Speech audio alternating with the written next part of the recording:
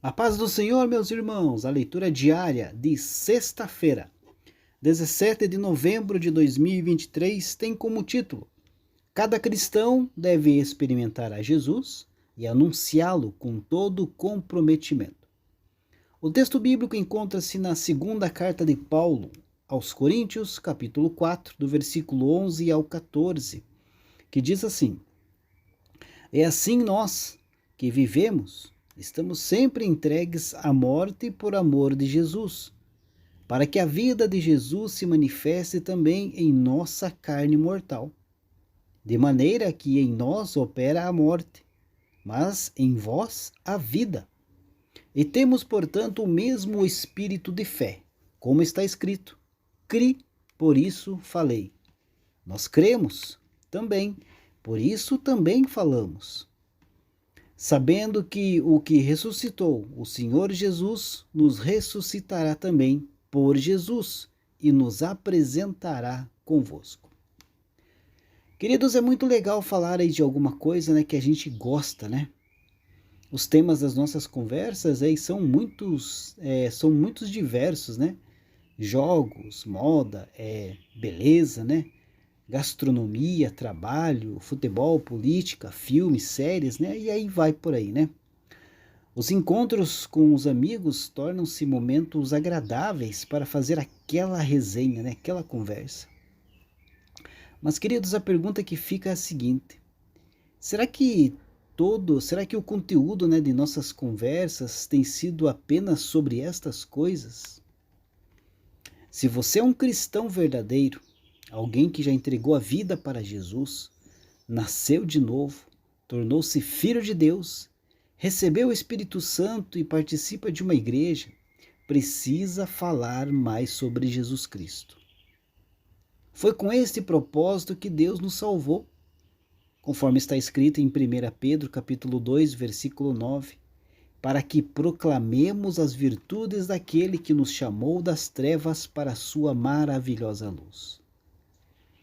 Quem tem o Espírito Santo, queridos, fala com ousadia sobre a morte e ressurreição de Cristo.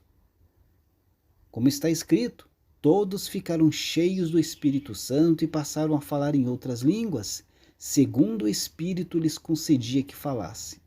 Cada um os ouvia falar na sua própria língua. Não são galileus todos esses que aí estão falando? E como os ouvimos falar em nossas próprias línguas as grandezas de Deus? Essa passagem encontra-se ali em Atos capítulo 2, entre o versículo 4 e o versículo 11. Queridos, o grande milagre, né, no Pentecostes foi que o Espírito Santo abriu a boca da igreja para falar e anunciar a morte e ressurreição de Cristo. Este foi o conteúdo do primeiro sermão do apóstolo Pedro, que resultou na conversão de milhares de pessoas. E a igreja seguia falando mesmo debaixo de ameaças e perseguições. Existem melhores formas e métodos de anunciar o evangelho, queridos? O teólogo Bounds diz que os homens são o método de Deus. Ele destaca que o Espírito Santo não flui por intermédio de métodos, e sim por meio de homens. O próprio apóstolo Paulo usava todos os tipos de métodos que estavam à sua disposição para anunciar a mensagem do Evangelho. O apóstolo Paulo ensinou, queridos, que esta tarefa deve ser realizada sempre que tiver a oportunidade, a tempo e fora de tempo, quando for conveniente e quando não for, conforme está em 2 Timóteo capítulo 4, versículo 2. O missionário Ronaldo Lidório diz que a prioridade da igreja é a de pregar o evangelho. Por isso nós devemos investir todos os nossos recursos nesta urgente tarefa, pois como ouvirão, né, se não há quem pregue?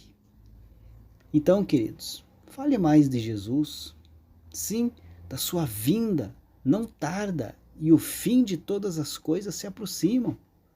Em Marcos 13, versículo 10 está escrito: pois antes de chegar o fim, o evangelho precisa ser anunciado a todos os povos. Então peça ao Espírito Santo poder e fale com ousadia e coragem. Reafirme o seu compromisso missionário e continue anunciando a morte do Senhor até que Ele venha. Deus abençoe a sua vida e uma ótima sexta-feira a todos.